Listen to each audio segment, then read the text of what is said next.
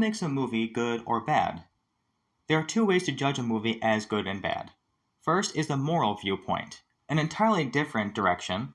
This consists of objective right and wrong, which many movies, if not most, contain at least one element of both. The other way is from objective subject perspective. Well, what this means is you look at the director, acting, music, camera shots, dialogue, and the editing of the film. Target. Even though the director should primarily get the most grace or fire and brimstone because of how the movie turned out, let's detour away from that for a moment. They are the primary target of how the movie is finished. Therefore, you can't altogether blame the actors and actresses in the film. You have to look at the other elements, like these listed here. Remember, we have to keep in mind that all of these elements listed have primary instruction of the director or directors, even though some improvising was suggested or inserted by the actors or actresses on set. Now regarding the acting, let's start there. Do the actors represent the role they are playing well? Have they thought about the atmosphere of which they are acting around? I understand that every actor has different acting experience. Therefore, you can't expect somebody who doesn't have very much experience and to do very well and an excellent job of acting. That's an unfair expectation. For example, in the movie Taken, the daughter did not do a great job of acting. If she does have a lot of experience, then either the director made a bad choice in choosing her, or she doesn't put her all into the film, which in that case, she should find another line of work. Just being honest. Therefore, before criticizing someone's acting ability in the film, keep in mind those two things. Next, music. Does the music flow with the scene genre? It's very difficult to articulate music of choice for a scene, unless it's very obvious out of place. For example, if the Blue's Clues theme song was being played during an action scene during the movie Lethal Weapon 4, that easily stands out as wrong music choice. However, one example of difficulty in criticizing music for a film are the different options that could have been chosen. For example, for the movie Jaws, let's say John Williams did not create the theme for it and did not do the music at all for the film. Could there have been another theme that would have played well with the movie? Sure. There is never just one music choice that is the only objective standard for that film. But you choose the best one out of that list, and John Williams, as he usually does, picked the best one. I personally can't think of another theme that would have topped that, but there probably could have been others to substitute for it, if necessary. Therefore, it is not possible to declare whether music is bad for the film unless it obviously and easily stands out. Just a quick another example, the Jurassic Park theme song being played for the movie Halloween 1978. It doesn't work, and that is a good example of a bad choice of music. Next, camera shots. Unless you are highly experienced and knowledgeable of a camera user, or if there is a more fancy term for that occupation, I don't know, then you cannot see the flaws of camera shots easily. That is unless, again, a bad camera shot stands out. Different camera shots usually have a reason behind it. There are probably directors that don't put that much effort into camera shots and just throw a movie together, which is probably why a lot of movies end up on apps like Tubi. Different directors have different styles of filming and directing. There is no objective way to direct other than doing your job. Next is dialogue. This is an element that can easily be detected. Good dialogue is a flow of conversation in the film that makes sense, is consistent, no contradictions in the other parts of the film without reason, and has relevance to the film. Now, bad dialogue is dialogue that is out of place and that can easily be spotted. For example, in the movie The Patriot with Mel Gibson, he's in the meeting about whether or not South Carolina wants to declare war on Britain. But then supposedly somebody starts talking about the weather or the garden they planted the day before. No relevance. An example of bad dialogue is a contradiction, for example, in Halloween 2018. The granddaughter of Laurie Strode brushed off the rumor of sibling relation between Laurie and Michael Myers. The movie destroyed that. The problem was the basis of the film takes place after Halloween 1978. That's a contradiction, because in the movie, the following facts, not opinions, facts, need to be kept in mind. First, stalking. In this order, Michael Myers, now I'm referring to the Halloween movie of 1978, mind you. In this order, Michael Myers stalks Laurie first at her school by staring at her, then drives by staring at Laurie, then stares at her from behind a tree bush of some sort, then stalks her by staring at her behind a clothesline. Then it just so happens he stands outside of a house across the street from where she's babysitting at night, staring, looking like a shadow. Hence the term The Shape. Then lures her to the house and he attacks her. Why was she singled out? That does not make sense if they have no relation. Secondly, on the deleted scenes, or the TV version, Michael Myers had scratch on the back of his door, sister, before he escaped. Why would he do that if the only sister he had is dead and he killed her already when he was 6 years old? 3. Why would he go back to Haddonfield, where Laurie Strode lives, if they have no relation? 4.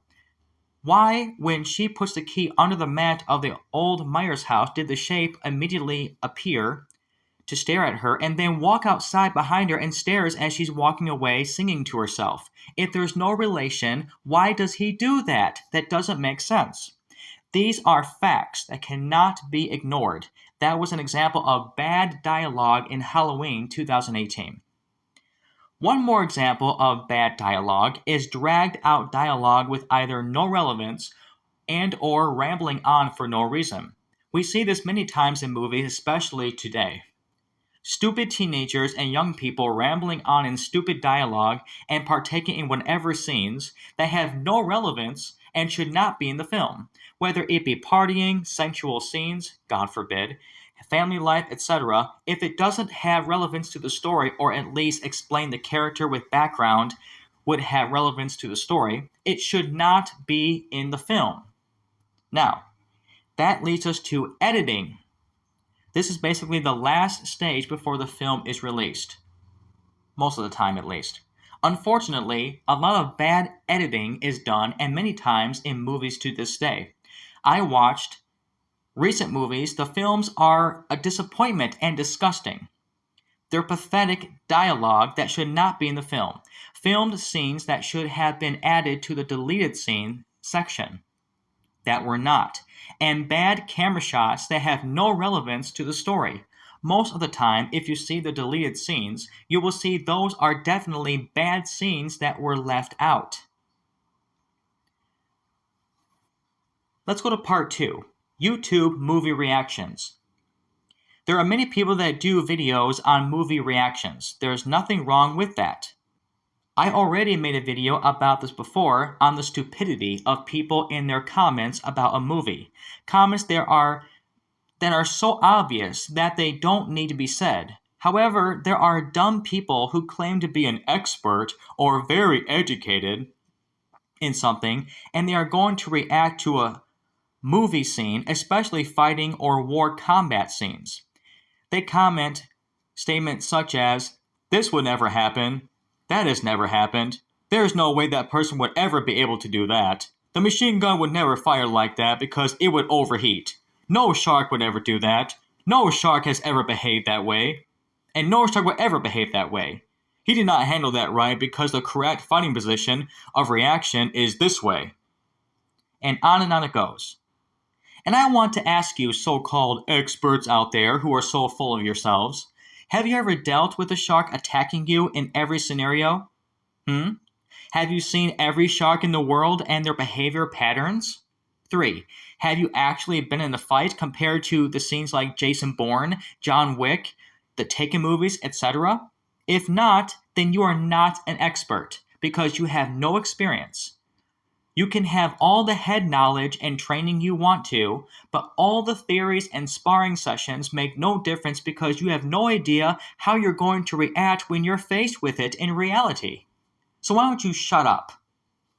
Liam Neeson, for example, is not a bad actor. Not even in the Taken trilogy of 3 films. Now, I will admit, the third film wasn't as good as the first one, but it wasn't bad.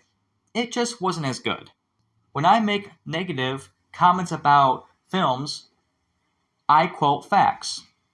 Most people don't quote facts, they quote stupid dialogue. They make themselves look like idiots on the video on their YouTube video. Part 3. I want to give you a proper analysis. A proper one. Let me give you an example of proper reaction of a movie being good or bad. Alright? The movie Halloween Kills. Yes, I have seen Halloween Kills just out of curiosity, and it was stupid. The movie Halloween Kills. Here are the factual reasons why it is a bad movie. Again, not my opinion, it's facts. Number 1. In these categories, let me go through them. The ones that stand out. First, acting. Unrealistic regarding the kills and the fact that a man in his about 60s conducts himself like he has the strength of 3 grown men. In the beginning of the movie, he kills a fireman and lifts him in the air while still having 2 fingers missing from one hand. Okay. Lastly, the mob scene at the end of the film.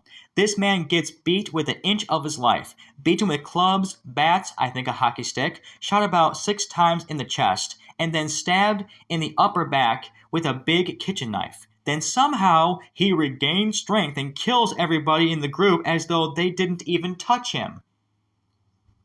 Horrible acting. Unrealistic. Some people say, well, Anthony, it's Hollywood. Exactly. Hollywood is making stupid movies.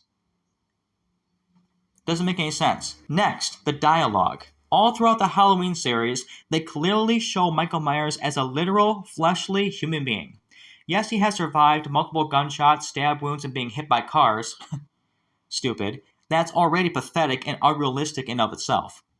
But then Laurie Strode explains in the 2018 film, he's a literal man of flesh and blood. But in Halloween Kills, the sequel, she explains that he's not flesh and blood, but is like a metaphor of the representation of evil in society.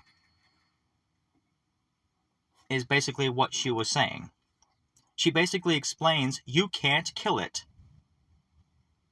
making him a metaphor. Completely a confusing message and a contradicting one.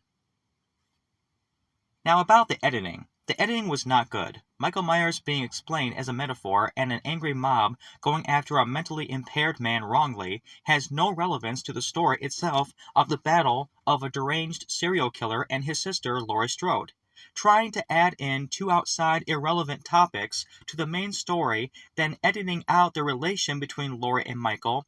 Lastly, unrealistic acting is very bad editing for a film. This is a proper example of a rating judgment on a movie. If I were to rate the movie by a letter, I would give it a D, as in dog. But for this movie, D for deranged and dumb. The main reason why it gets a D and does not flunk with an F is because I personally rooted for Michael, as morbid as that sounds, because if I were Michael and I knew about these contradicting inconsistencies in the film, if I were his character in the movie, I would probably want to go on a mad killing rage too. So conclusion.